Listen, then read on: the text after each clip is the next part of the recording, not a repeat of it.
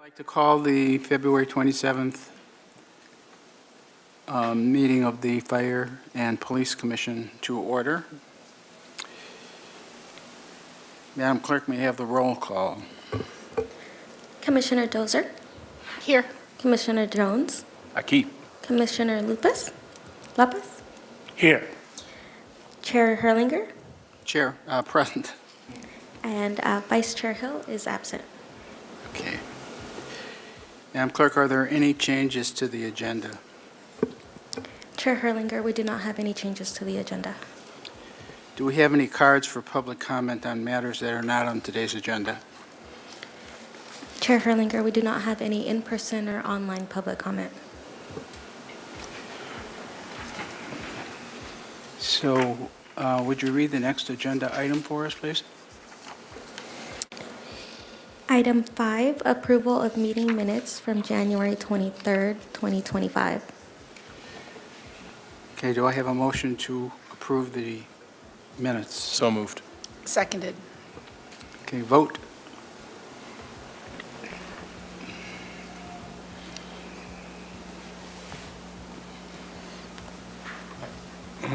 I wasn't here. Yes, you're right. No, so you want to leave, abstain, and then lock.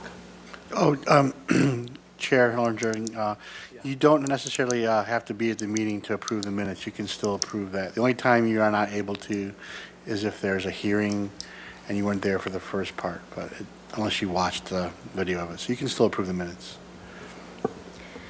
Motion to approve meeting minutes from January 23rd, 2025 passes. Okay, Madam Clerk, could you read the next item on the agenda? Item 6, Santa Barbara Fire Department Annual Data Presentation.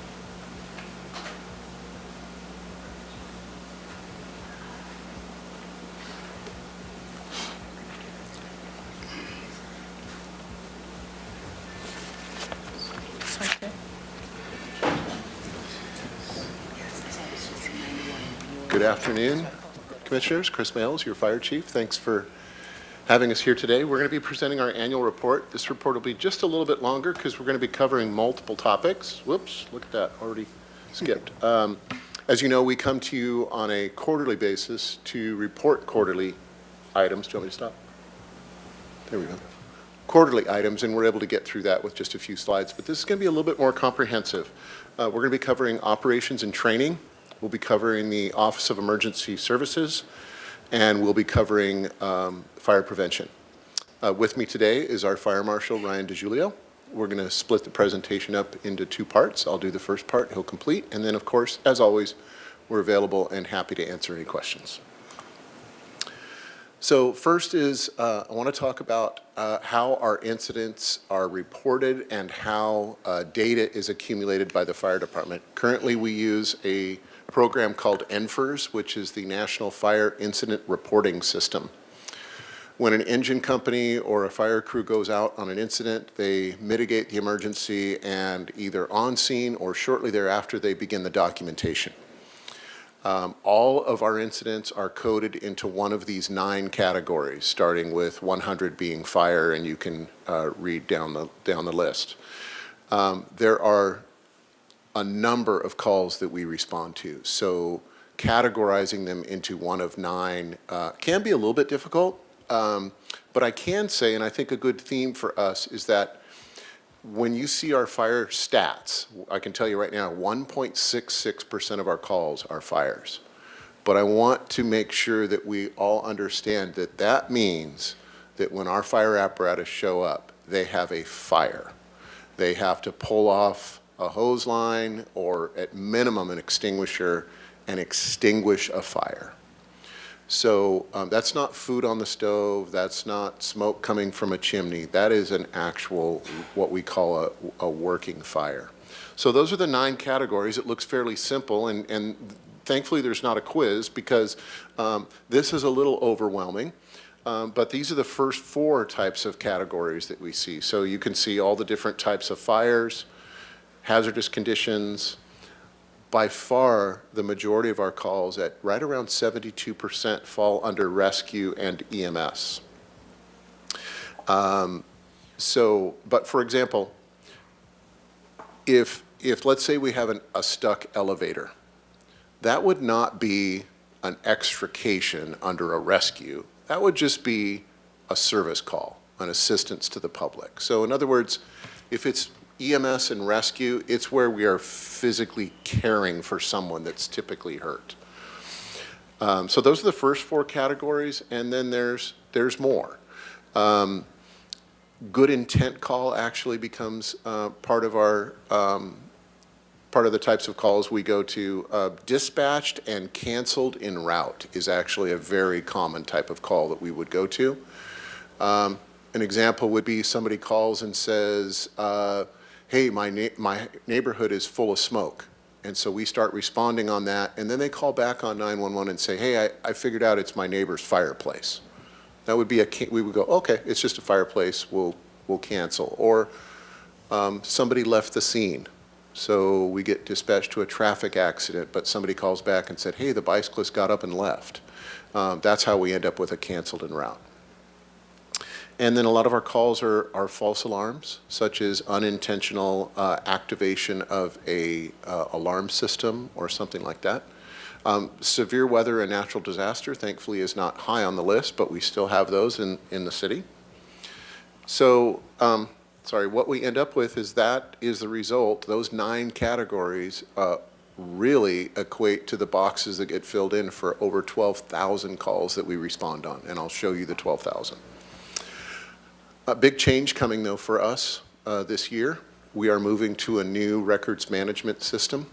The federal government is rolling out a new platform. NFERS is very old and antiquated, and we are rolling out NERIS, which is National Emergency Reporting Information System, is what it stands for. And it promises to be a much more robust database where we can go in at any time and pull live data of our department or other departments or trends we're seeing or wanting to analyze different trends and types of emergencies. For example, we've seen a number across the nation of lithium-ion batteries fires. We can pull up statistics on that and how were they extinguished and what did firefighters do. So it's going to be a much more robust data platform for us to analyze. It's being rolled out across the nation from east to west, and we're supposed to see it in November. And by January, we have to be on this new platform. So the first of the year. Here's our calls broken down into those 9 categories. Again, I mentioned that fires are 1.66% of our calls. Medicals are basically 72%. You saw the other types of calls for service, so there they are, resulting in 2024, 12,136 calls for service. And I have a little notation there. In 2023, that's up from 11,560. So we seem to be trending about 500 to 800 calls a year, moving upward. I know I dated myself before, but I think when I started in 1993, we were at 5,500 calls. So we've gone up a bit in the last 31 years. The next part of data collection that's very important is our response time. How quickly do we get to emergencies? And our response time consists of from the second the 911 call is picked up to the time that our units are on scene. That's what we call total response time. So the 911 call rings in the dispatch center, the dispatcher picks it up, the time starts. That time ends when the fire apparatus are dispatched. The next time that comes is from the time the firefighters are dispatched until they are en route to the call, meaning wheels moving, wheels turning, responding. The next time is travel time. So call processing, dispatch time, turnout time, travel time equals what we call total response time. Call processing time, and this is based on over 12,000 incidents at our city PD dispatch. Call processing time is 1 minute and 9 seconds. But I really want to give a disclaimer here because that's all calls. So the most serious calls are dispatched much quicker. My house is on fire, I'm at 123 Easy Street. That call goes out very quickly. My loved one is in cardiac arrest. They have a mechanism in their medical dispatch screening that allows them, they call it shunting, that allows them to shunt to, for example, again, if somebody's in cardiac arrest, it moves them to CPR instructions very quickly, and it also launches the apparatus very quickly. So in other words, what I'm trying to say is the more serious the call, often the quicker that call goes out. This is broken down probably a little bit too much, but we broke it down by shift. So looking at turnout time, again, that's from time the lights go on to wheels rolling. And again, these are all calls. So this is 12,000 calls. So this could be everything from a cardiac arrest to a tree that's fallen down in the street. So across the entire year, our firefighters are getting out the door in a little bit more than a minute, 80 seconds, 90 seconds. That's actually very good. Over the years, fire station construction has changed. We have a couple of two-story fire stations, and moving from the upstairs to the downstairs, that actually takes more time. And so the majority of your fire stations being constructed now are all one-story stations so that it expedites the crews getting to the apparatus.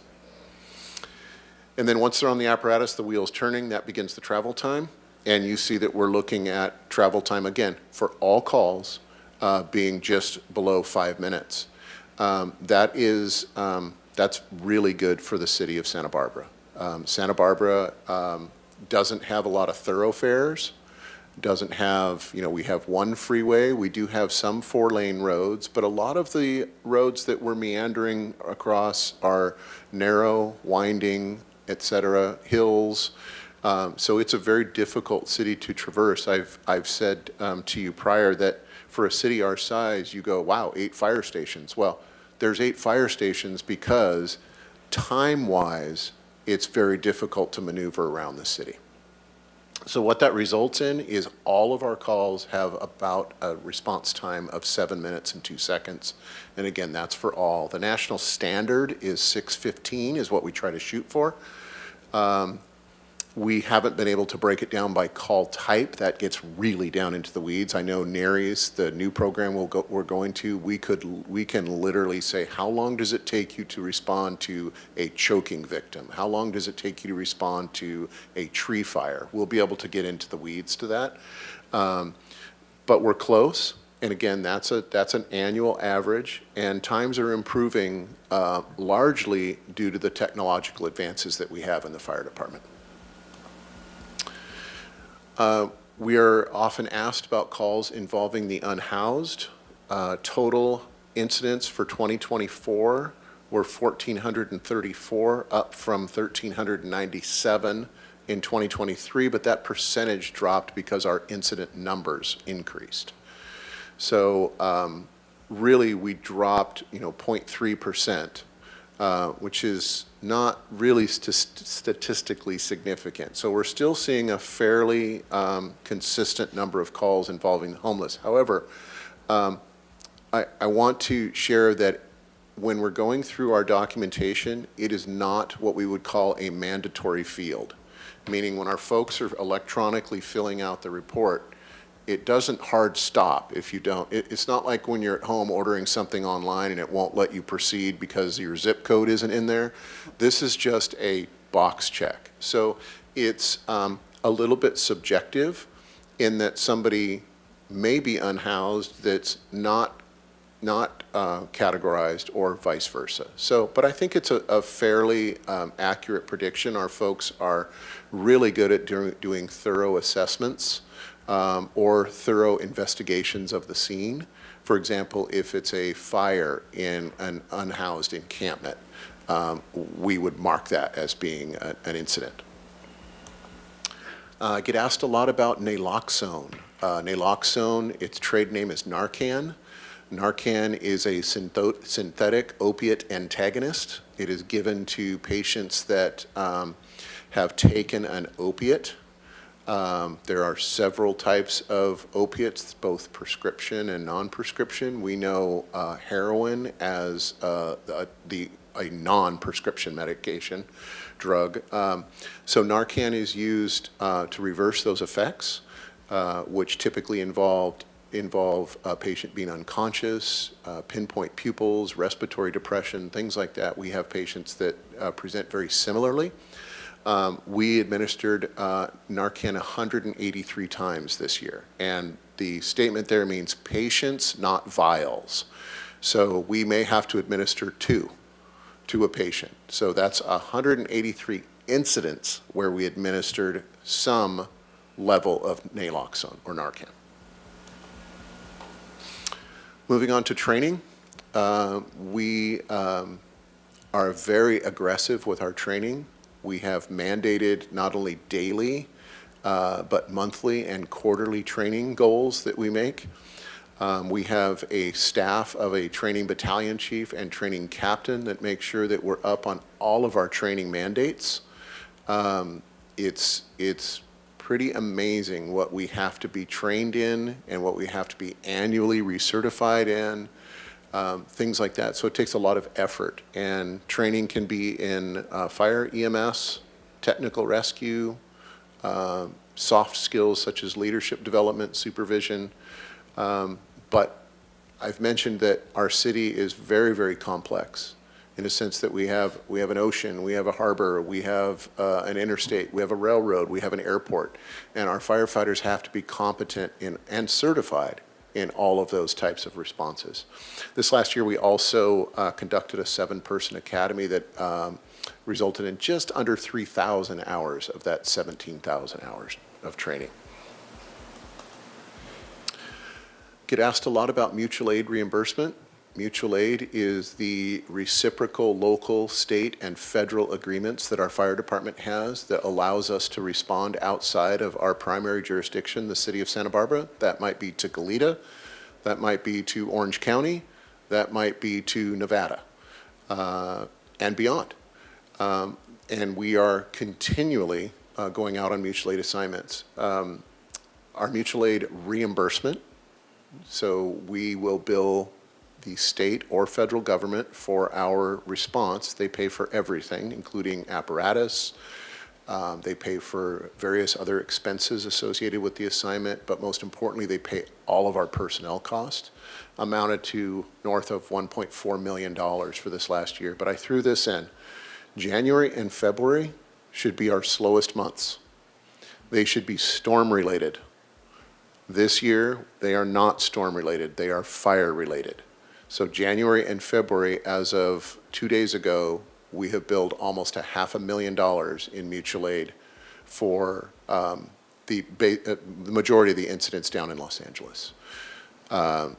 So that, I don't remember ever having that amount of revenue or expenses being billed out to other agencies during January and February.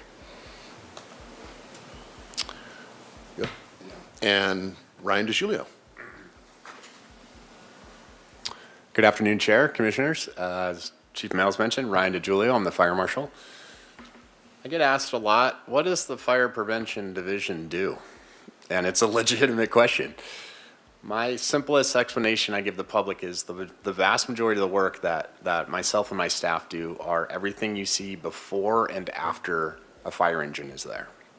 Sometimes we get into, fire engine and scene emergency work, but a lot of the work we do is prevention related and sometimes afterwards when it comes to fire investigation. So I'll dip into some of those stats a little bit more about what my office performed last calendar year, but before we get into that, I wanted to talk about 2 other divisions that live within the fire department. One of those is the Office of Emergency Services. Stacy Rosenberger heads up this small but mighty division. She is a very busy lady. She is housed in the fire department, but I want to make it specifically clear that she works for the entire city. She is the Office of Emergency Manager for the entire city, all departments, all divisions. She happens to be housed at the fire department, so we're lucky to have access to her really quick. She is in charge of the Emergency Operations Center when it is activated. We had 2 of those activations this year already with some pending storm activity. She's also been working with other departments within the city, my office included, towards some new evacuation software that's being launched by the county. It used to be Zone Haven, used to be what it was called. We're moving onto a platform called Genesis. There's an actual screenshot of some of the draft zones we've been working in for the city. This helps us in dynamic incidents to be able to evacuate certain zones that are very prevalent to what incident might be occurring. We can zoom all those, we can add as many zones as we want. It becomes a very robust system. Again, the police department is mainly in charge of evacuations, and they are in this collaborative effort with us, but it's been a really good and exciting platform that we're going to launch through the county here pretty soon. Another part of the fire department that we take a lot of pride in is our community outreach. Liliana Encinas, you may have heard her name. She is an absolute gem to this community. She heads up a lot of our community outreach events, and over the last year, some of those included 3 CERT classes, fire safety house visits to the elementary schools. The 3rd graders get to go through the fire safety house at every public school in the city, which is fantastic. We had 10 different scheduled fire station visits. This is folks that actually schedule a visit, usually sometimes church groups, a lot of times it's preschools or school-age children. So this excludes folks that are out on their afternoon walk and they see the garage door open and they want to go, hey, can we look at the fire? Of course, come on in. So these are 10 scheduled visits. We do fire extinguisher trainings. We actually did one with PAL yesterday or 2 days ago at the fire station, which are fantastic hands-on opportunity to get folks comfortable with using fire extinguishers. We had 5 disaster workshops, 4 evacuation drills, and we love showing up at special events, farmers markets, the seafood festival, certain events that the city's hosting where we will have a table. We will teach folks about hands-only CPR, other outreach programs to get the community engaged in some of those efforts. And through those efforts, she reached over 2,000 people. And I will share this about Liliana. She has received many awards at a state and even federal level for her bilingual participation in this community. The Listos program is the Spanish version of CERT, and she has really paved the way nationally for a bilingual CERT program. We're lucky to have her. So my shop, the Fire Prevention Bureau. This is a lot to swallow here on this slide, but I'll just briefly go through some of these numbers. Not unlike the folks on the fire engines, we too in the Fire Prevention Bureau can wear a lot of different hats on any given day. We can do new construction inspections with fire sprinkler systems, alarm systems. We can go out and help with defensible space evaluations. We go out and do fire investigations under my shop to figure out and determine cause and origin and where that might need to go in a criminal matter or not. One area that has obviously gained a lot of attention because of the fires down in LA County is what are we doing in our vegetation management portion of the Fire Prevention Bureau. I just wanted to highlight that we have lots of programs that we do currently and we have been doing. Some of those include treating some of our open areas in the parks with great defensible space and vegetation management units. We do road clearance every year up in the Riviera to allow for proper evacuation and for us to get up in some of these areas. There's a lot of things that happen behind the scenes in my shop to ensure that our folks can get everything they need to make an incident go smoother and for the general safety of the public as well. Oh yeah. We do conduct fire investigations in the fire department. We currently have 4, myself included, state certified fire investigators. This can be a call out from an engine company saying we can't figure out what happened here. There may be some suspicious circumstances. It may be a high dollar loss. There may be an injury involved. That's when the fire investigators come in and do a thorough investigation of who, what, when, where, and how. Some of those end up down a criminal path, and we do have arresting powers through the penal code and some of our training to conduct some of those arrests. Those could end up, and a lot of times they do, in court. We had 2 court appearances last year. That number's a little low, but I want to point out that of those 32 fire investigations, we only had to physically go to court 2 times. A lot of those get plead out before it goes to court. There's other avenues through restorative justice measures that can happen with juveniles. There's a lot of different things that can happen before we go all the way down in actual filing and a court appearance. So fire investigations are a long process. About 25% of the actual investigation is at the scene, and about 75% is follow-up work, evidence analysis, all the things that go together to create a complete report. One of the programs we help with our engine companies is the Engine Company Inspection Program. This is a program where we try to get into every business once every 2 years to perform a fire and life safety inspection of that business. As you can imagine, one of the beauties and unique characteristics of Santa Barbara is its old buildings and some of the nooks and crannies that we have, especially in the downtown corridor. That poses all kinds of issues for us from an emergency response stance. So it's really good to get our folks out there on the engine companies to go out and put their eyes on these different occupancies, but also it's a chance to educate the business owner and the public of why we conduct these inspections, why it's important to have your extinguisher service, why it's important to have your building construction up to date and up to code. It really does make a difference in bringing that total fire loss number down throughout the city. So we have a 2-year cycle that just began this last July, and of the roughly 3,000 inspections that we conduct every 2 years, we're at about 1,400. So we're about halfway done, which is right on track. As Chief Mills mentioned, one of the things in NEFRS that we'll be switching to the new national reporting system is we calculate dollar loss through fires. This is a formula that we plug in to calculate the actual dollar loss amount of a said fire. So structure fires were a little over $1 million, vehicle a little over 500,000, outside fires a little over 10,000. It's not a foolproof science. It's a formula we use based off square footage or the value of a vehicle. Could that number actually be bigger when somebody decides to rebuild? Most likely, but we go off the current values for square footage and or vehicle amounts per Kelly Blue Book and other resources we use. So part of that NEFRS reporting is when it comes to fire investigations, we have these 5 different categories that we determine a fire to be. It can be actually more than just one, but these are the ones that we usually file our investigations under. A lot of our fire investigations end up being unintentional or a failure of equipment or heat source. So an electrical fire, a wall heater fails, a chimney flue fails. Those constitute a lot of our work. We do have a fair amount of intentionally set fires, whether it's a small outside fire or something a little bit more prevalent. And we do come up with there are unfortunately situations, as you can imagine, we've all seen a campfire, and at the end of a campfire you look at it and you go, what was there before? I don't know. There are certain instances where we just can't figure out a definitive cause or origin, and those fall under undetermined.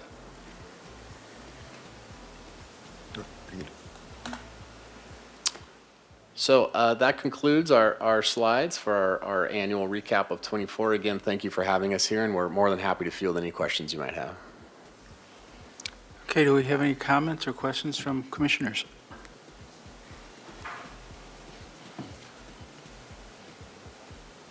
Linda. I just had well, first of all, thank you. But I just had a quick question about the investigations. Is your team, your staff, are they armed? When I started here, we were. Okay. We're not any longer. We rely heavily with our partners in the police department. I worked in another agency before my 20 years here, and I will say one of the benefits of working here is the collaboration we have with the police department. So we can't perform some of the duties without a police officer there because of their different training and/or avenues that they can provide us that we can't. So it's a great collaboration with them. They're more than happy to assist us in our investigations, whether it's follow-up, conducting an arrest, finding out information for us. We have a great partnership with them. Do you do the warrant affidavits or do police officers? We can write them, and we have in the past, yeah.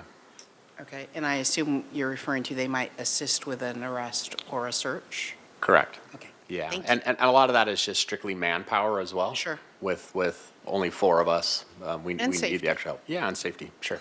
Yes, of Thank course. you. Thank you. When you do the inspections, are they scheduled with the businesses ahead of time, and how does that work? Chair, my answer is yes and no, unfortunately. So part of the inspections we conduct are mandated by the state annually. That's the more the inspections my staff do. So that's more complicated. Your hospitals, your care facilities, large assembly buildings, the Granada, the Arlington, things like that need to be inspected annually. Schools. We try to set those up with those folks so we don't pop in and surprise them. The business owners and the business community, if it's possible, they'll try to set up times with them. We don't have to do that by law. We can just show up and conduct a fire inspection. We try to give them the benefit of the doubt. If they're not ready at the time to have that because they're busy or so on and forth, our crews are really good about pulling out and saying, hey, well, just give us a time that we can come back and do this for you. I was going to ask then, follow up with hospital, cottage, and skilled nursing facilities, how that works. Yeah, and like I mentioned, Chair, we do those annually, and we're only one small piece of their inspection pie, right? You would be surprised at how many entities and government agencies certify the hospital, and we're just one part of it. Same with licensed facilities, right? They hold a license under community care licensing, but they can't get their license unless the fire department just cleared them. So we're one piece of their big licensing pie. Okay. Any other questions or comments? Do we have any public comment?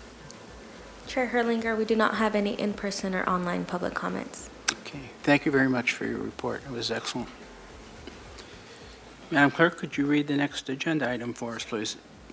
Item 7, annual report on community oversight and 2025 work plan. I don't know that I truly need it, but I was like, oh, water. That's good, thank you.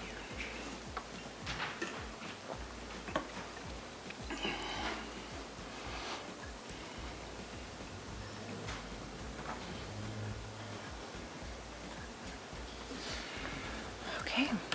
Good afternoon, Chair Herlinger and Commissioners. Barbara Anderson, Senior Assistant to the City Administrator, and I'm here to present our second annual report on community oversight. So just again for background, the ordinance that assigned new duties and authorities of police oversight to the Fire and Police Commission includes specific requirements on an annual report and submission of a work plan to City Council. It states that the report may include information and input on such items as the Commission's activities during the year, evaluation of the workload and capacity of the Commission to address priority issues, and a summary of the number, type, and disposition of complaints filed. So for the civilian oversight system, this was our first, this is our second year in terms of the new system in place. And as you know, the City Administrator's Office continues to work with the independent police monitor, Professional Hassan Aiden of the Aiden Group. We facilitated a commission retreat in February of last year, and he continues to conduct site visits to work with me and engage with the command staff and officers of the police department. In regards to the commission operations and structure, 2 commissioners were reappointed last fall. Commissioner Herlinger and Hill were appointed for 4-year terms. We also held a special recruitment in January due to an unscheduled vacancy, and today we welcome Commissioner Lapuz.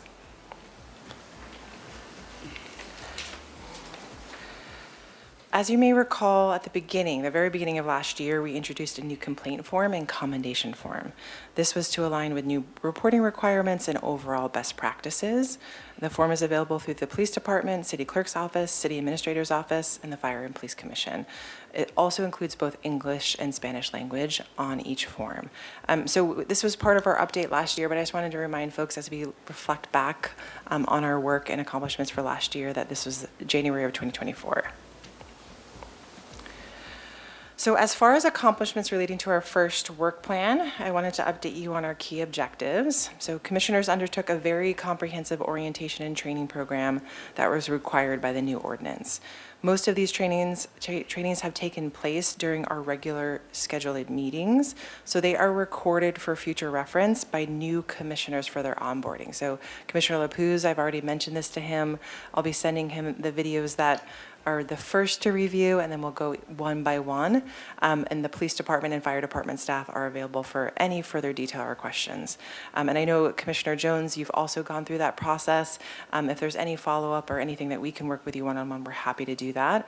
It is quite a rigorous process. There's a lot that was covered, and actually as I went back to look at our videos, to look at engagement that we have with the public in our recorded meetings, I was reminded of the level of content that we've actually reviewed and discussed in a public forum, and I think it's really helped with broader community understanding as well. Commissioners have also participated in ride-alongs with both the fire and police department, and Commissioner LaPuz has been briefed on that and is open and welcome to that requirement, and we'll work with him to schedule those ride-alongs. We also reviewed the department complaint process and use of force investigation policy and process. We also received the audit of the Santa Barbara Police Department. Again, this is early on in our first work plan objectives, and we received an update of the status of implementing their recommendations. We still have remaining work on reviewing the commission policies and procedures and making sure that they align with the new duties and authorities. We will carry this over into this year. We recently completed the review and update of the tow rotation and tow operating policies, and we also received a detailed overview of the critical incident policy of the Santa Barbara Police Department, which also included representatives from the District Attorney's Office and the U.S. Department of Justice. Lastly, though we've really worked to host commission meetings in the community to hear directly from those who have been impacted by the criminal justice system, we still have work remaining in collaborating with all of you on how we continue these efforts and expand our community engagement.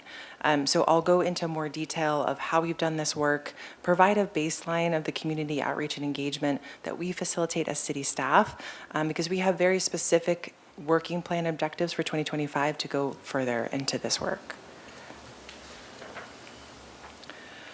So our community-centered meetings and topics last year. The Westside Community Center, we held a meeting where we did a deeper dive on e-bike safety, which again is of concern across the city, but the police department was able to provide a general overview of where we are, and also spoke to the ordinance that we were working on at the time, and as you might have seen, was just discussed in front of City Council.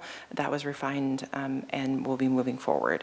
We also learned about the Rising Scholars Program at Santa Barbara City College that helps formerly incarcerated adults seek those pathways through higher education, and a number of our commissioners were actually able to meet with students that are going through that program to learn of their experiences, both life experience as well as their experience in the program. We also held a meeting at the Daytime Navigation and Workforce Development Center, known as the FARO Center, in downtown Santa Barbara. We heard from service providers who support people experiencing homelessness and how they help people who have been impacted by the criminal justice system navigate their way forward. So we have specific systems to help people who have been released from jail, as well as being diverted from jail, and a lot of resources that actually go into making sure that people have that positive experience as they're trying to adjust back to life outside of that system. So we also held a meeting here in Chambers where we invited graduates from our LISTOS, CERT, and Community Academy programs that the fire chief was just speaking to share their experiences and their passion for what they learned and their volunteerism in our community. And those programs continue, and as mentioned, have reached really national recognition award-winning recognition for the work we've started here. So it was requested that we specifically provide really a baseline of our current community engagement and outreach from which we will work with and collaborate with commissioners on how we can improve these pathways to, again, just really increase the exposure of the good work that happens here, the level of detailed information that's provided here. A huge part of the additional levels of oversight for the Fire and Police Commission is to build that level of transparency, accountability to the broader community, and again, really understand and engage with people and populations that have been impacted by the criminal justice system and how we can continue to bridge dialogue, understanding, and trust. So here we are. We have on average 91 views per meeting. This goes upwards of 200 views down to less than that 90 number. I will say I looked at our Parks and Rec Commission, our Planning Commission, our Architectural Review Board, other really high-profile city advisory groups. This is the same. So this is the level of engagement that we've been able to achieve to date across the board. There's a lot more we can do to build, again, that community connection, and look forward to working with you on that. I also pulled out the higher engagement level topics that we had, just so that you can consider, again, as we plan agendas moving forward, what we can do, again, to really get that level of engagement. So crisis intervention training and the co-response team program, of course, our first annual report on complaints and investigations, use of force annual report.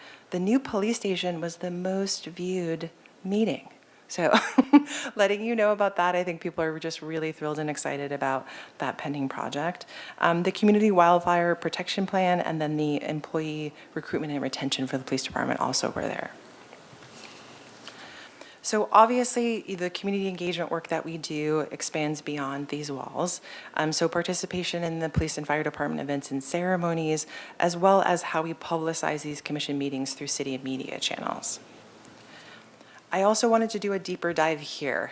So the City News and Brief, which is our electronic newsletter, has 27,000 recipients and has about a 58% average open rate. So our commission meetings are highlighted in these newsletters, and when we release a public statement from the commission, this is the channel from which we publicize that. And then the second piece is press releases and meeting agendas. So we have 3,000 subscribers for our press releases, including 122 media contacts. And then 383 people have signed up to receive commission agendas. So when we publish the agenda, those are the folks that receive it to know, again, what's happening at any given month. And then just some background on our city social media accounts. I also asked our team to look into the engagement of our meeting postings. So we had a November posting about our meeting, again, not including the meeting posting that we had for this month, but highlighting the work that we were going to be and topics we were going to be discussing. It's 100+ in terms of resharing it, viewing it. Nextdoor was much higher. So we know that our level of engagement on Nextdoor is definitely something for us to leverage, and we can maximize that moving forward. So just going into briefly our 2025 work plan. So what are we going to be focused on this year? Again, I wanted to mention we will carry over the objective on the commission policies and procedures. We do want to refine that, update those policies and procedures as appropriate. And then we discussed at our last meeting these additional goals. So identify and implement ways in which, again, we can continue to work on engaging the community in the efforts of the Fire and Police Commission. Coordinate with staff to publicize these meetings.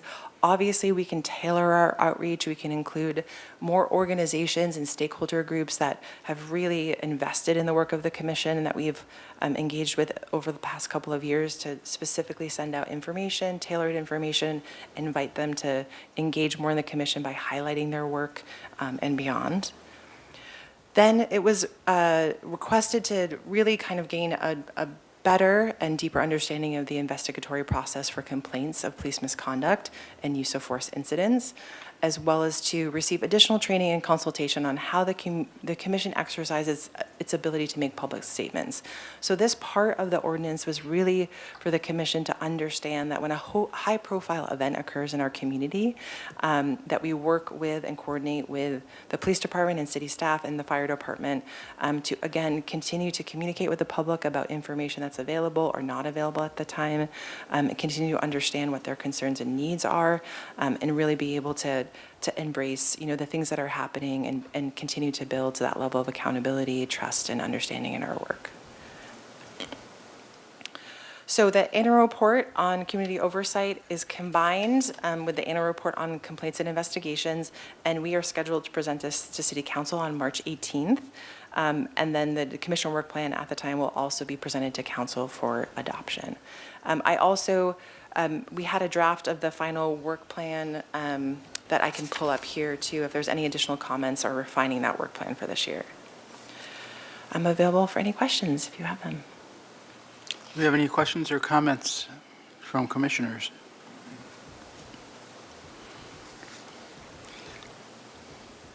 I saw that e-bike safety was in there, so I can ask a question about it, right, John? So,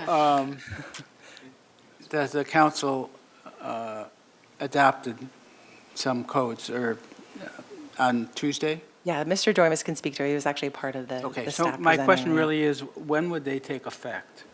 That was all I wanted to know. Sure, Chair Hollinger. So the ordinance was approved by the City Council Tuesday. It comes back for a second reading, so not a hearing, just a second reading of it per our procedures this Tuesday, and then after that, 30 days from next Tuesday. The other thing, I didn't notice Newshawk or Ed Hat in the social media thing. Are we paying attention to those? So, Chair Herlinger, Ed Hat and Newshawk are part of our media contact list, so when we send something out, they receive it. Okay. But you're right to say we can do things more in depth, and we can provide a different level of information. We can engage them more strategically, depending on the topics that we want to cover. There's definitely more we can do there, so I appreciate you bringing that up. Okay. Commissioner Jones? Thank you. Thank you, Barbara. Really appreciate it. Just a couple quick questions. First, for the, how would a member of the public go about signing up for the commission agendas? You mentioned that previously. Yes, so they can go to the Fire and Police Commission webpage to subscribe, but we also have a landing page on the city website where you can subscribe to any city advisory group agenda as well as our newsletter. And I'll provide that information in terms of I think it's the general webpage. You can scroll all the way down to sign up, but then there's a landing page that has all the options of what you could actually sign up for. So I'll share that information with you. I don't remember the actual URL. Okay, Yeah. thank you. And my last question is, with regards to the social media accounts, would it be possible, and I may say I don't want to make more work, but would it be possible to set up or separate social media accounts specific to the commission so that it doesn't get Yes. lost in the sauce, so to speak? Yes, Commissioner Jones, we've discussed it. So it is making sure that if, we are to start that separate presence, that we have a content calendar and we're producing regular content for regular engagement. So we actually we had a landing page during our ordinance process when we were engaging with the community in creating the new civilian oversight system, which was actually santabarbaca.gov/community oversight.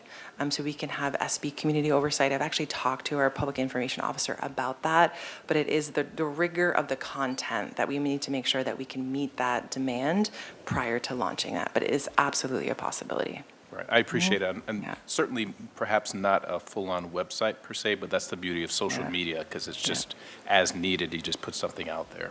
Yes, and so the Instagram presence or Facebook or social media presence in general, we just want to make sure that we're regularly contributing content to those avenues, and not just our meeting postings and really doing something that's interactive. So as we collaborate with commissioners, if we can plan that out like we plan our agendas monthly, I would love to do something like that. Yeah, I appreciate it, even like the tacos with a cop or the cop, Exactly. all those kind Yeah, of we things. can repost and reshare all of the content that we're seeing from multiple departments that applies to our work. Yeah. Right, thank you, I appreciate it. Just a comment Yeah. that it's kind of a double-edged sword because, a lot of people feel that, government function should be invisible, so that it's working. So what we don't want, we don't want a crisis to attract attention to us. Chair Hollinger, I think it's Sure. a great point. And as mentioned, the police department, and the chief can speak to this at another time, but they have really invested in more community engagement, staffing dedicated to that. Their social media presence, I will say, is just grown to phenomenal levels. So I think we can work together to leverage that. Because you're right, Chair Hollinger, we want to show the community the positive strength-based work that we do, so that in times of crisis, one, they feel comfortable engaging with us, and two, that we have a level of trust that we've built to be able to have that open pathway of communication when something difficult happens. Yeah. Thank you. Madam Clerk, do we have any public comment? Chair Herlinger, we do not have any in-person or online public comments. Okay. Madam Clerk, could you read the next agenda item?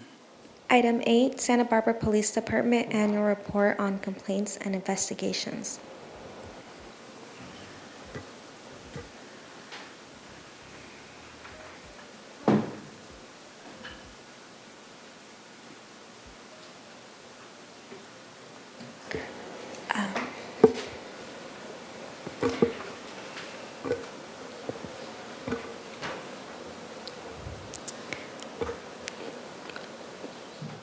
Chair Herlinger, does the last item require a motion to adopt? A great question. Yes, the work plan, yes, yeah.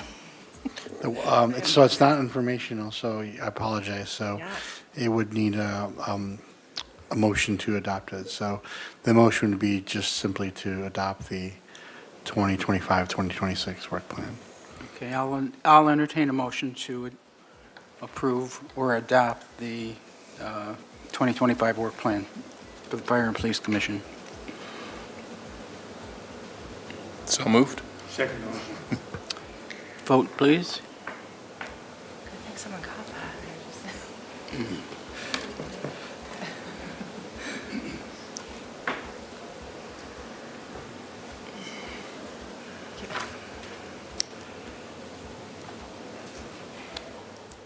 Motion to adopt the 2025 Commission Work Plan passes. Moving on to item 8, Santa Barbara Police Department Annual Report on Complaints and Investigations. Okay, Chief Kelly. Good afternoon, Chair Herlinger and my fellow commissioners. So this is going to be our second time that we have presented this information. We tweaked it a little bit from last year. We're always open to having more conversations about how we can provide the information that you're looking for. I think what you're going to see, though, is I'm very, very proud of the work that we've done. I'm extremely proud of the professionalism of the men and women of the department, and I think it shows in the numbers that Commander Casapis is going to present to you. So with that, Commander Casapis, it's all you. All right, well, good afternoon, Commissioners. Again, I'm Charlie Katsapis, Commander of the Santa Barbara Police Department under the Community Accountability Division. And today, as the Chief mentioned, we have the pleasure of sharing with you our annual report on complaints and investigations. So we've got a lot of information for you today, but in summary, we're going to start with a review of our complaint and investigative process. We'll discuss the complaint dispositions and adjudications. Then we'll move into a review of this year's 2024 data that's related to that. And then wrap it up with a review and summary of our training data for the year. And then, of course, we'll open it up to any questions or comments from either the commissioners or the public.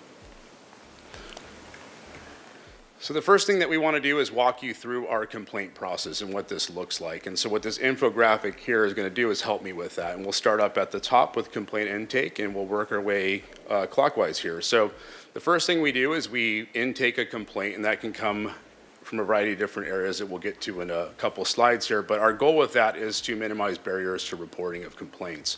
So once a complaint comes in, it's routed to our professional standards unit. That's under the Chief Staff Community Accountability. And so the chief, myself, and our professional standards unit sergeant will take a look at that complaint.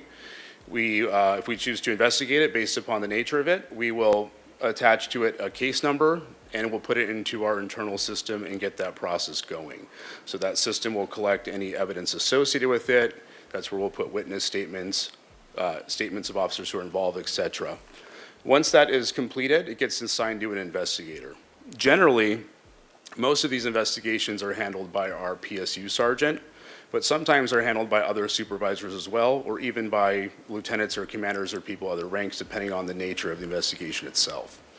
That process is where we will notify witnesses of the investigation, and we'll notify the officers as well that investigation has been started. Once that investigation is completed, that professional standards unit sergeant or a sergeant who investigated that, or the investigator themselves, will put together a comprehensive report that will include all the data that they found during their investigation. That then moves through the chain of command, generally to the commander of the division that's involved in the matter, where it gets reviewed, and then that manager will write a manager recommendation that will include their findings and also any recommendations, say you have a sustained complaint, of what the discipline or disposition outcome might look like. Ultimately, all this is reviewed by an assistant chief who can then push it back for further follow-up or accept it as is. And once that process is done, this is when we will let the officer who's involved know and communicate the findings with them. And if there's a sustained complaint, this is where we will then impose discipline and or training as deemed by the findings themselves for the recommendation from the manager. Really kind of contemporaneous to this, another step happens, which is really important, which is notifying the complainant, so the person who filed the complaint, the disposition of the complaint as well. And we do that through a formal letter. That letter comes from the chief of police. It's got my contact information on it. And so what we really want to do is send that out, notify, and then also be available for follow-up. If there's questions about the investigation, they're always able to call the department and speak directly to me about that.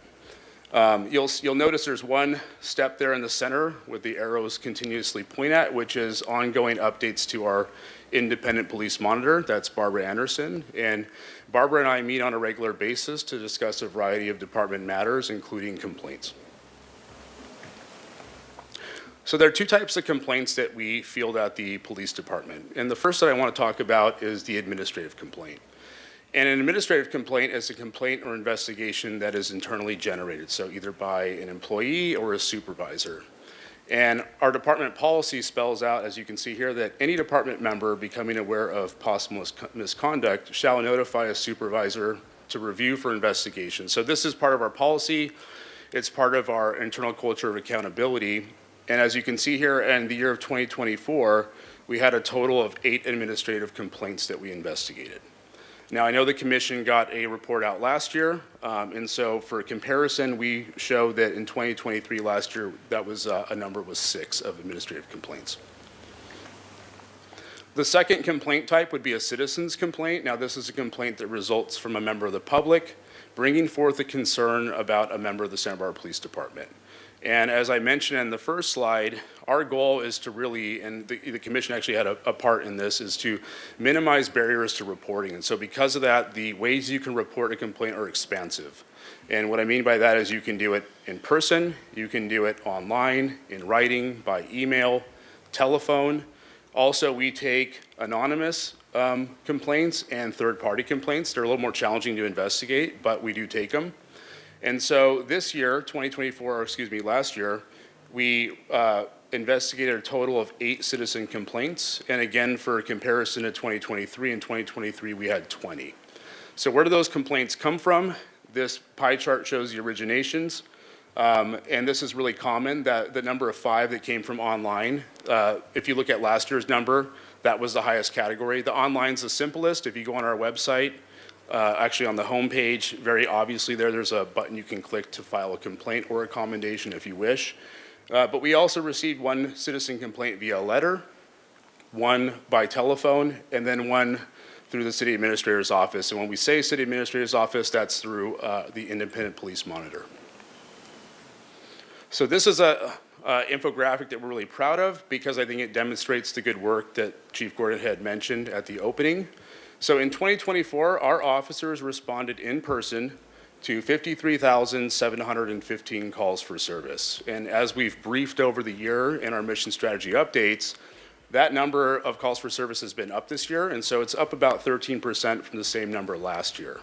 Now, during those calls for service, our officers made 4,050 arrests. That's both cite and release and custodial arrests. They initiated 4,634 traffic stops, and they made 4,068 self-initiated pedestrian contacts. So on all those 53,715 calls for service, we received 8 citizen complaints, which shows us that 99.98% of our contacts did not result in a complaint. So when we're looking at an investigation, what are the dispositions that we use or the outcomes? And by policy, and really by best practice standard, both in the state and nationally, these are the 4 categories that we use. The first category would be unfounded. Now, this is when an investigation clearly establishes that an allegation is not true. An example of this might be if we have somebody who comes in and says, I was pulled over by an officer, the officer was rude, discourteous, and used foul language. We may investigate that, look at body camera video, and see that none of that happened. No foul language was used, the officer was courteous, and that would be the sort of case that we would label as unfounded with disposition. Second category would be exonerated. This is an investigation that establishes that the employee's actions that form the basis of the allegation or complaint were not in violation of law or policy. An example of this would be something like someone lodges a complaint for, say, a false arrest, but then we investigate it and realize that there was ample probable cause and that the arrest was well within policy and law. This would be something that we would then exonerate. The next category is not sustained. This is when an investigation fails to disclose sufficient evidence to clearly prove or disprove the allegation that was made. And the last category would be sustained. This is when the investigation discloses sufficient evidence to prove the truth of the allegation by the preponderance of evidence standards. So that standard, for those who are not familiar with it, is 50% plus. It's more, that something more likely that something occurred than didn't occur is another way sometimes it's put. And it's important to mention this is a different standard than other standards. Like, for example, for criminal proceedings in court, that standard is beyond a reasonable doubt, but we use preponderance of evidence standard for our investigations. So total complaints in 2024, we had 16, and using those disposition outcomes that we just mentioned, this is where they landed in 2024. So we had 5 complaints that were deemed unfounded, 0 that were exonerated, we had 2 that were not sustained, we had 3 that were sustained, and we have 6 cases that are still open and active. So we're still investigating these matters, and they've yet to fall into one of these categories. Again, for a comparison to last year, and every year is different, the nature of the complaints are different, the facts of the complaints are different, but for comparison, you can see here, 2023 versus 2024. Again, that open active category was 0 in 23, there's 6 now. A lot of that has to do with the fact that we received a handful of complaints later in the year that we're still looking at now. Just for general reference, we have 1 year by statute to complete an internal affairs investigation. Our internal goal is 90 days, so much sooner than that. But it does take time to complete these. In fact, if I were to give this presentation in a couple weeks, that number of 6 would be a lot less.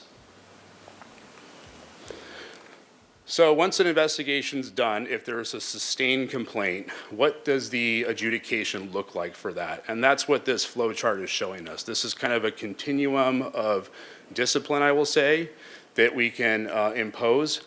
as a adjudication to a complaint. And one thing that I want to harp on is that the primary goal of an internal affairs or professional standards investigation is not, it's not punishment, it's not discipline.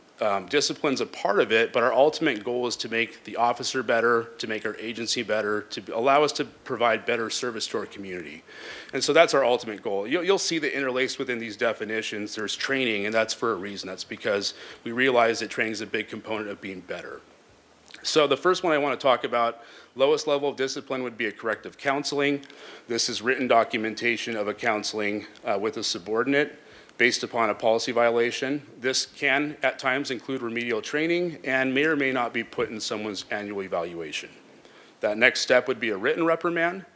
That's written action taken as a result of a policy violation. This does include remediation training and will be placed in the officer's annual evaluation. A suspension would be next. That's time off without pay for a specific period of time. Again, remediation training, and that's also included in evaluation. The next step is a demotion, which is reclassification from one position to another, generally of lesser responsibility. So this might be going from sergeant to officer, something of that nature. And then, of course, the last would be termination, which would be separation of the officer from employment with our agency. So as I mentioned before, the ultimate goal of all professional standards unit investigations is not punishment. It's to make things better, make the officer better so that we can provide that service to our community. And because of that, you will see a training component almost always attached to the disposition outcomes of sustained cases. And these are some examples of some of the things that we've done historically to fulfill that training addition. So as I mentioned before, thus far for 2024, we have 3 sustained complaints. We still have those open cases that will change this, but potentially. But for now, 2 of those resulted in corrective counselings, and we had 1 case that resulted in a termination. And for a reference, again, we show 2023's data. So what were the policy sections that were investigated this year? And when we look at investigations, it's not uncommon to have an investigation that might have multiple policy sections that we look at. And so what we try to do here is boil it down to the most predominant of each of the different cases. So this would reflect the 18 cases for the year. In this graph, red would be an administrative complaint and blue would be a citizen-generated complaint. And as you can see, we had 1 for violation of criminal statute, 1 for search and seizure, 1 for safe handling of a firearm, 1 for nepotism and conflicting relationships, 1 for use of force. We had 4 total for department prohibited discriminatory conduct, 4 for rude or discourteous treatment, and 3 for failure to take action. The last thing I want to hit on before we get into some of our training would be Senate Bill 2. And I know the commission's been briefed on this. Relatively new law that establishes a requirement that peace officers in the state of California be certified by post. And this allows for a mechanism to revoke or suspend that certification due to violations of serious misconduct. And that's placed into 9 categories, which you see here: abuse of power, physical abuse, biased conduct, sexual assault, participation in a law enforcement gang, acts that violate law, failure to cooperate with an investigation, failure to intercede, and dishonesty. And so when we have a case that comes through that fits into one of these categories, we're obligated to report within 10 days those matters to post. We actually upload them into their system. They do a really thorough review of what we upload and oftentimes send it back for correction or for additional info. Once that's submitted, we'll update that as the investigation continues. And once the investigation is concluded, we'll upload our full reports and findings so that post can also take a look at that. And in 2024, 5 of the 16 complaints that we received, we reported to post under SB 2. So now I want to jump into a training overview for 2024. The first thing I want to talk about is every year we kind of, as an organization, take into consideration the chief's vision and also the vision of the agency in terms of where we want to go with different things, and training would be one of those. And these are some of the things that we looked at this year and that we've looked at historically, but we always want to provide effective continual training to better understand and respond to our community needs. We also want to meet or exceed all post-training hour requirements, provide external training opportunities to our officers, utilize internal training cadres and subject matter experts to enhance training. And what that is, a cadre is a small team that we have of subject matter experts internally that we send out for advanced training to be able to come back and train on that advanced training internally. We actually have 13 of those, ranging from anywhere from tactical stuff to de-escalation and strategic communication. So we have a variety of different subject matter expert cadres that we use. And the biggest goal here, or not the biggest, but one of the goals here was to better align training with the specific needs of our department. That's important to us, and this next slide will highlight that. So one of the biggest changes for 2024 was that we moved training from where it was previously, which was under strategic operations, it's kind of our internal division, into community accountability. And the reason why we did that is the commission actually has a lot of history with this, but community accountability has a lot of access to data when it comes to complaints, when it comes to use of force, policy, a variety of subject matters that are really critical to the performance of our agency. And so by moving training underneath community accountability, we're able to really leverage this nexus that we know exists between increased training and better performance and outcomes in our community. And so that's precisely what we did in doing that. And so what you'll see is some of the things that accomplished. And he's gonna hate me for this, but this smiley guy you see here on the right, Jay Duffy, he's our new training officer. And just a little bit about Jay, just so you know the caliber of employee that we have in such important positions. Jay's got a master's degree from Pepperdine. He's a captain in the Army with multiple deployments. He's been with our agency since 2018, and he's an expert in use of force. He's an expert in firearms. He's an expert in a variety of subjects. In addition to that, he's a team leader on our SWAT team and just a really outstanding guy. So smart guy, and is putting a lot of effort into ensuring that our department's training is in line with our goals.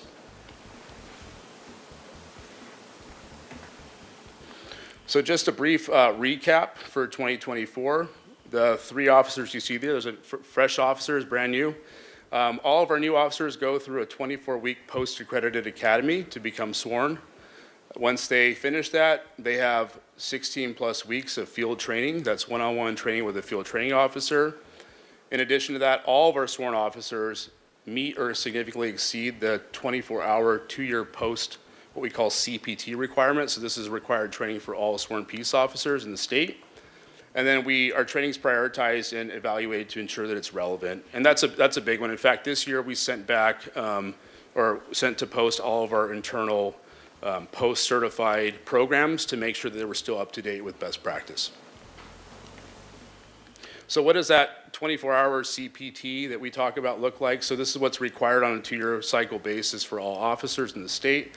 That's 4 hours of tactical firearms, 4 hours of driving training, 4 hours of arrest and control, 2 hours of strategic communication, 4 hours of use of force, and then 8 hours of first aid. But one thing that we want to highlight is that's the minimum that the state requires, but as you can see here, and this is total hours of training for all of our officers combined. We had 7,641 total hours of training for our agency last year. And this is not just training, this is post-credit hour training. So gold standard training certified by post. And again, how do we determine what we send our officers to? It's based upon priority, department priority and needs. And so you can see investigative training. This is to ensure that our detectives are well prepared to handle complex investigations. That instructor certification, that's to beef up those cadres that I mentioned. And you can see the use of force, arrest, and control. Those are some of the CPT hours that we needed. And then other things, leadership development, wellness, executive development. So a variety of different subject matters, but totaling over 7,000 hours.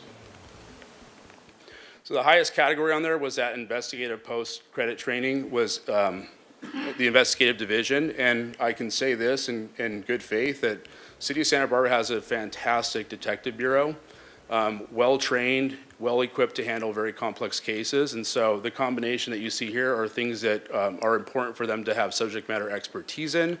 And also some of those are required by statute based upon the investigative skills that they need for certain types of investigations in their role. Additional forms of training, so beyond post, those were all post-credit hours, but beyond post, we get a lot of training as well. That training might come from something like a briefing training, so before every shift, we have a briefing that often includes training on either a debrief of an incident, maybe new case law, something of that nature. And you can see here too, training bulletins, in-service training, we attend conferences and classes, local agency joint trainings, and we also utilize private party training as well. This might not be post-approved, but it's still very valid and relevant training, and this is in addition to those hours that you just saw. So I want to wrap up by talking about two really important teams that really serve to benefit not only our agency, but the community at large. And the first one that I want to talk about is our Crisis Negotiation Response Team, which we call CNRT. And this is a team that has an ultimate mission of diffusing potentially life-threatening situations through the use of proven verbal crisis management techniques. These are our crisis negotiators, masters at communication, masters at de-escalation. That team consists currently of 10 officers, 2 sergeants. It's overseen by a commander. They receive hundreds of hours of specialized training. They respond not only to call-outs, so if we have a critical incident and the whole team comes out, that's one thing they might do. But one thing to mention about both of these teams, they're collateral assignments, meaning that they take on this responsibility for no extra pay, for nothing more than a desire to complete this important mission. But what that allows them to do is they have a primary assignment, whether it's detectives or patrol or something else. And so they're always available to utilize these skill sets in a variety of situations. So even though we might not have a ton of critical incident call-outs per se, we're still seeing that every month they're being called to different scenes to help de-escalate and diffuse tense situations in the field. Again, this is a continuation of that last slide. So they trained 8 times a year last year, the CNRT team, for a total of 960 additional hours of training.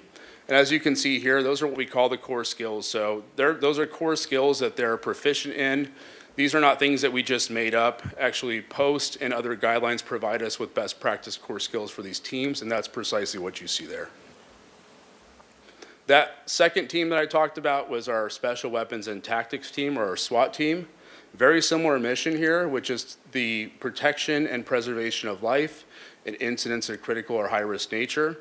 That ultimate goal for both teams is always peaceful resolution of critical incidents. And so this is one collective mission by 2 teams that have parts in achieving that. But again, this is another collateral team, so same concept. The skill sets of the SWAT team officers are being utilized not just on crisis call-outs, but in the field on a daily basis. That's consisting of 18 officers, 3 sergeants, and is overseen by a commander. And last year, you can see a total of 3,240 hours of monthly training time on the core skills that are listed here. One might ask, why is that number high? And it is. Well, this is what I would categorize as a team that deals with low frequency but high liability and critical incident events. And so they have to be ready to handle these situations.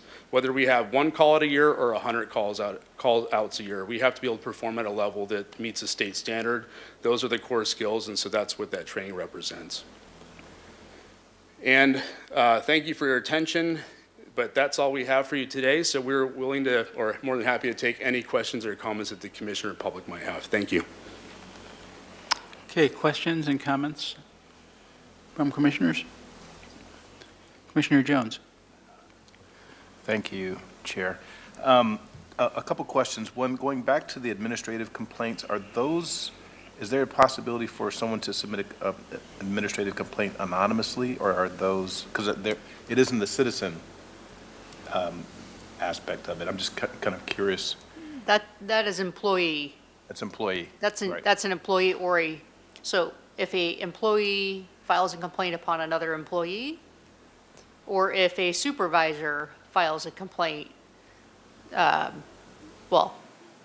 notifies us of some sort of misconduct that rises to the level of needing an investigation, is what administrative complaints are. Right. There's no way to anonymously investigate in an employee-on-employee complaint. Right. Okay. Okay. In other sectors, you have the possibility of doing that as a form of protection, which is why I asked. We go through great lengths in terms of, we have an anti-retaliation policy. There's all sorts of things that go into those type of complaints to ensure that employees that report misconduct, that they don't receive any type of retaliation because of that reporting. I should have asked it differently. Are there whistleblower complaints? Can you clarify exactly what you're asking? It's another way of saying it's an anonymous complaint. So in a different environment, an employee can file a whistleblower complaint and do so anonymously, but I'm understanding that that's not the case in this instance. I'm not sure how they would file an anonymous complaint internally. We have to be able to stop the conduct, so we have to know what employees are involved in order to stop the conduct. Right. And we have to be really careful.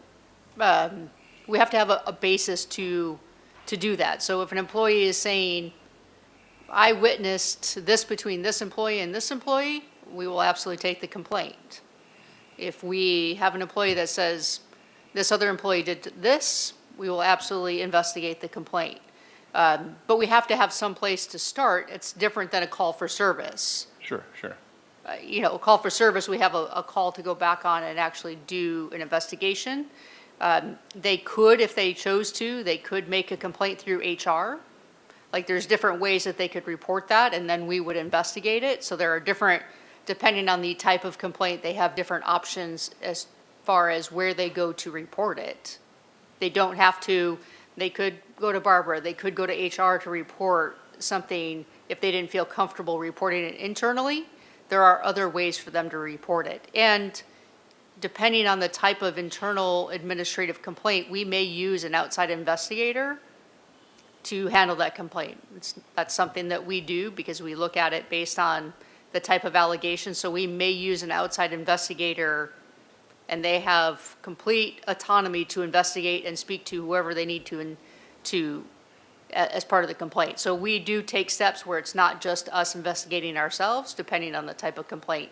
So a lot of times those type of, I guess, higher level administrative complaints would be investigated by an outside investigator. Gotcha. And all of those are done in conjunction where we confer with our legal staff and with HR, so. Got you.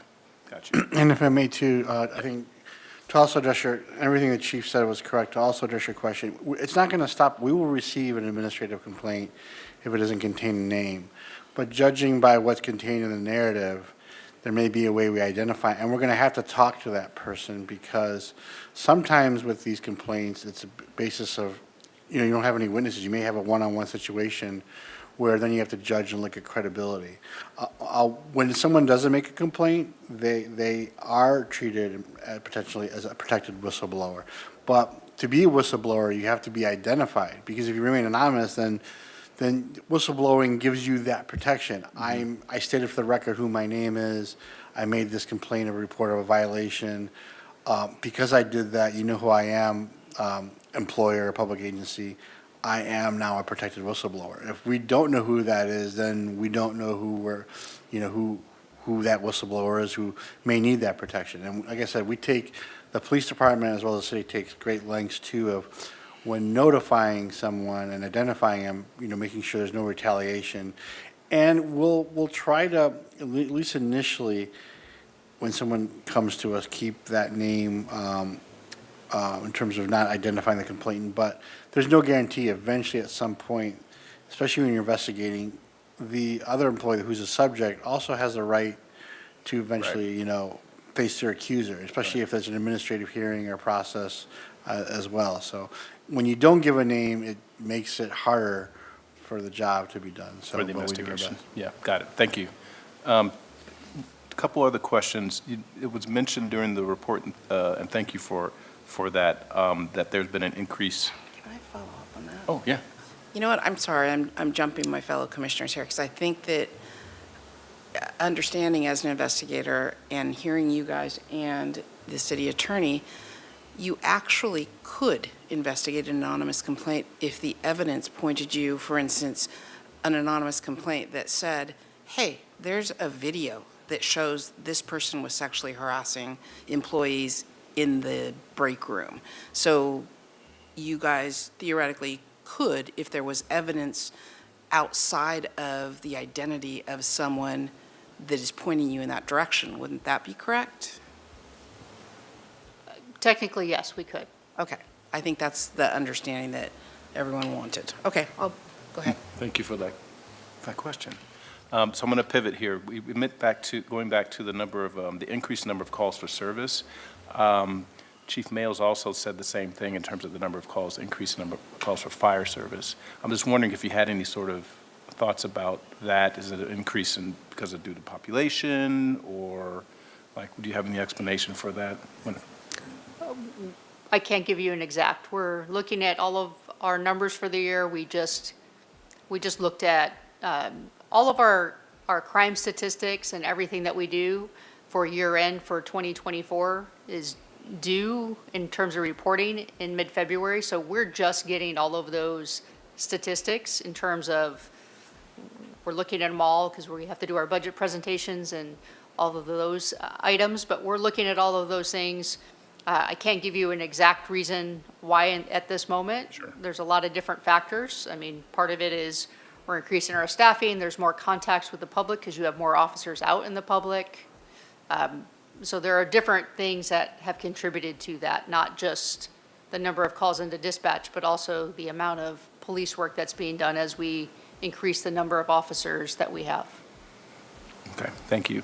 And lastly, it's kind of ironic we're talking about this today because I was just in a presentation and workshop with employee labor relations at my place of employment, and so I'm kind of curious about the adjudications for violations that was mentioned previously.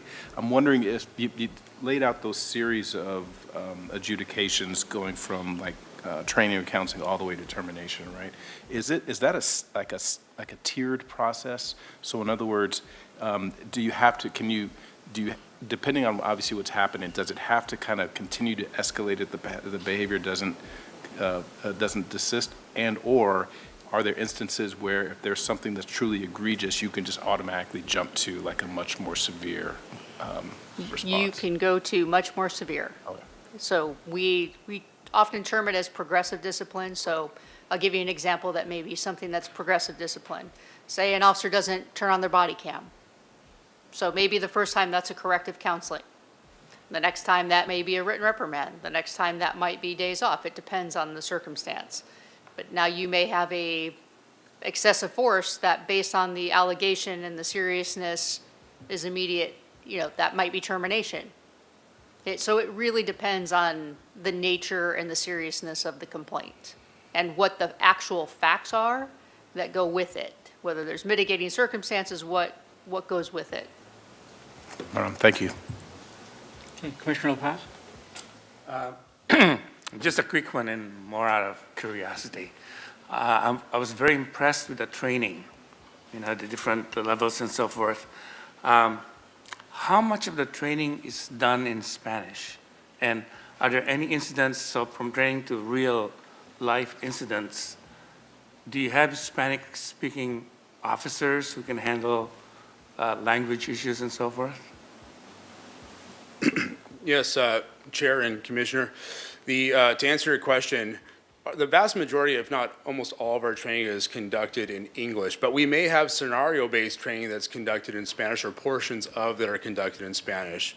And to answer the second part of your question, we do have actually a pretty robust number of officers who are bilingual, Spanish being the primary second language. And so rarely do we ever have a situation where we don't have someone we can call either who's already on scene or can be called to a scene to assist with real-time translation or communication in Spanish and English. Thank you. Commissioner Dozier? No, I've jumped in, so I'm good, thanks.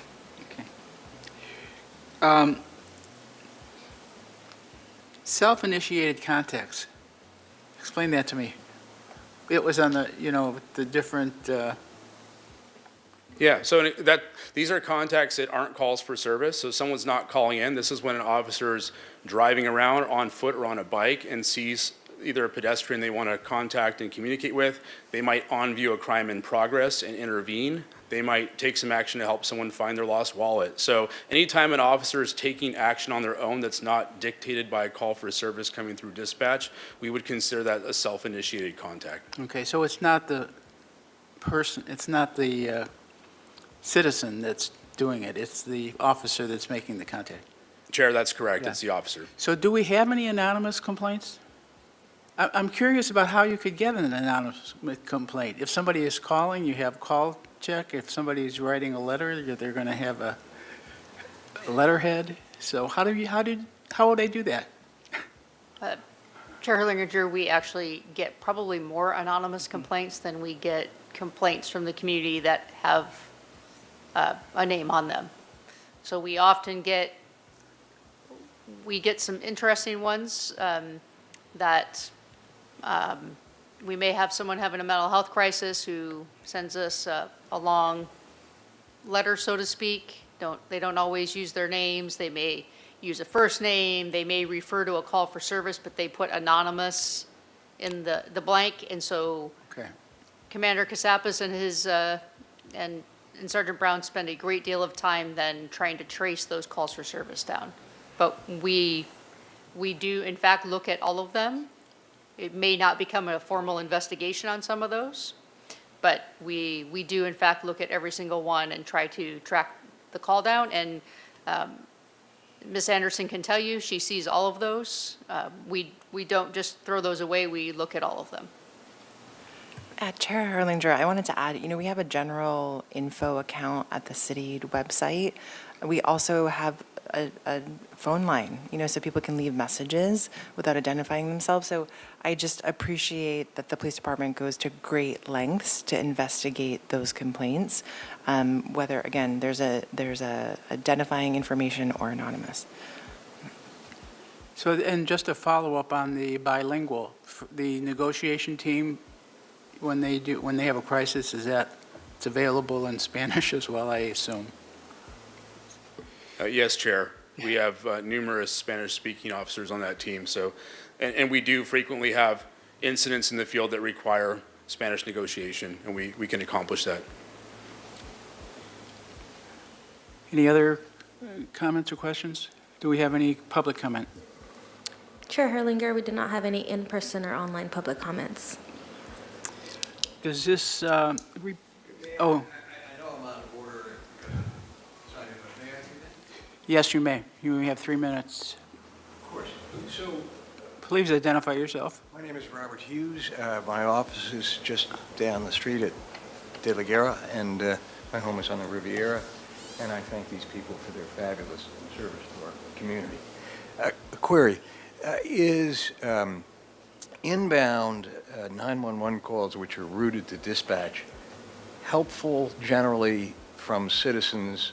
As an example, if erratic driving and other behaviors are observed within the city, are those calls efficient and helpful and to be encouraged, or what would be a practical view of that? And I'm not going anywhere with this question other than the question. Thank you. So unless I'm violating, I'm happy to answer that now. I know the protocol. I should be asking. I will just say, just for a precedent, public comment's not meant for question and answer periods. Mr. But Hughes, we'll allow it, this time. I just want to give the commission, so in future meetings don't devolve into a mess, but please go ahead. Thank you. or actually, I can have Commander Payne, who's sitting in the back, or Assistant Chief Arroyo actually talk to you specifically so that you can get a more robust answer to your question. Please. And so they, Oh, I see. I'll sit down with him Yep. offline. absolutely. I see. Thank you. This is Thank very you. efficient. I don't want to That's get why in she's the trouble. chief with good Miss- solutions. Mr. Doimus will yell at me, so. Yes. Thank you. I Thank you. appreciate your graciousness. Does this require a motion to approve? No, this is informational only, to receive the information. Okay, Madam Clerk, could you read the next agenda item, please? Item 9, Santa Barbara Police Department statement regarding policy on immigration violations. Information only.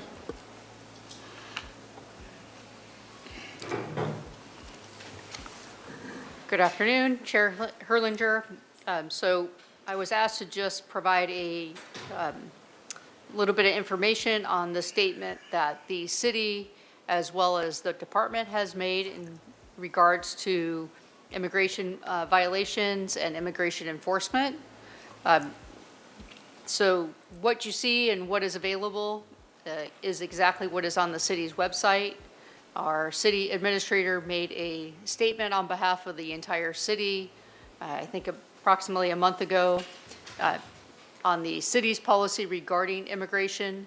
As far as the Santa Barbara Police Department is concerned, we are not an agency that enforces immigration. We don't ask an immigration status on anyone that we come in contact with.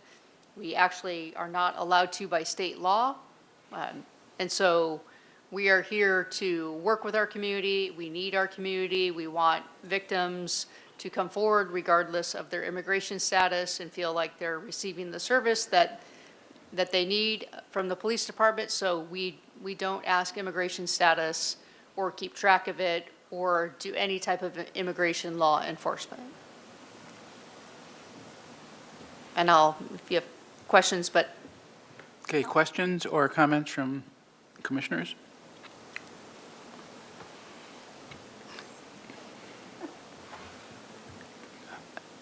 Commissioner Jones, I don't see your name, but I recognize you. I hope so after all this time. Thank you. Thank you, Chief. I appreciate this, and I know that I've communicated previously and asked you actually at our last meeting if there was something coming out, and you said actually it is coming, so I appreciate the follow-up on this. And I just want to say that I feel like it's, although perhaps it may seem to some as a little bit redundant, I feel like particularly coming from this commission, it's very, very important that we're very clear and articulate in terms of the roles and responsibilities that local and state law enforcement has as it pertains to, the roles and responsibilities of federal law enforcement, and making very, very clear those distinctions. I have I'm unfortunately painfully aware of the fear and anxiety that many members of our community are experiencing right now, and the uncertainty. And unfortunately, through some of my work, I'm aware of folks who are being directly impacted by some of the federal policies that are going on right now. So I'm thankful that the city, that the police department have come out with this statement. I feel there could probably be a little more, honestly. But with all due respect, I'm thankful for this, and I hope that this is something that can be shared more broadly with our community so that they understand the importance of being able to connect with local law enforcement in terms of servicing their needs and being responsive. But the challenge is the delineation, right? So I'm not sure what would be done of that, and obviously I don't have a question. I'm just kind of stating my thoughts on the matter. But I'm very curious as to how we can help inform the community of how even to delineate, how to distinguish local law enforcement from state or federal law enforcement, because those lines are blurred, I think, a little bit, or not very, well, let me stay right there. Well, no, I can just say it. No, I'm just going to leave it right there because there's a lot that's going on. So I'm thankful and appreciative, and I hope that this message is actually carried far and wide in our community. Well, and just as a point, you will notice that we are continuing with our community events, and part of that is, in fact, the distinguishing ourselves as our local police department. So whether we are doing Cones with a Cop, whether we are doing Tacos with a Cop, whether we are going to Santa Barbara Junior High and passing out donuts, or the high school, we're actually leaning into this and making sure that we are distinguishing ourselves within the community with what we're doing in terms of our events, how we are seen by our community, and making sure that there is a clear distinction. So this is not an accidental strategy by us in terms of our leaning into community engagement right now. And Commissioner Jones, I wanted to add, there's obviously a statement from the city administrator as well during that city council meeting that was published to our website with a list of local resources if people need assistance. And the offer stands for any member of our city staff. If you have an organization or a group of stakeholders that feel like a meeting with us to just clarify, answer questions, we're always happy to do that. So please feel free and open to facilitate those conversations moving forward, because we equally feel the sense of fear that you're communicating, and we just want to make sure that we're as available as possible for our community members. Other comments? Question. Is it safe to assume, which is dangerous, but is it safe to assume that, for instance, this statement, this posting of clarification between local and state law enforcement versus federal is something that is distributed to those immigration support services like La Casa de la Raza or the other agencies? We have widely distributed in English and in Spanish, and we will continue to do so. Great, thank you. And our immigration policy has been translated in Spanish, our entire policy, and is available as well. And so we're going through great lengths to make sure that it is available, like I said, in English and in Spanish. Thank you. So just as a comment personally, I feel that both the city and the police department have done an excellent job in articulating this. So, are there any public comments? Chair Herlinger, we do not have any in-person or online public comments. Okay, though that would bring us to communication and, or commission and staff communication. Any thoughts? None for me. Or I just want to say that you conveniently scheduled the recognition program prior to our next commission meeting, so it should be, Right after. yeah, or adjacent to it. So hopefully we'll have our commission represented there. And Chair Herlinger, I just wanted to take a moment to just repeat kind of our agenda planning process and where emerging topics and timely issues can be brought forward for discussion in a public forum. So each one of you can discuss with our chair or vice chair.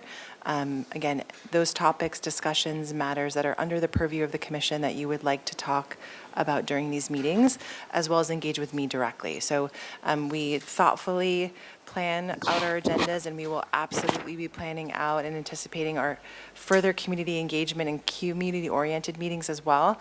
So just look forward to collaborating with you on that.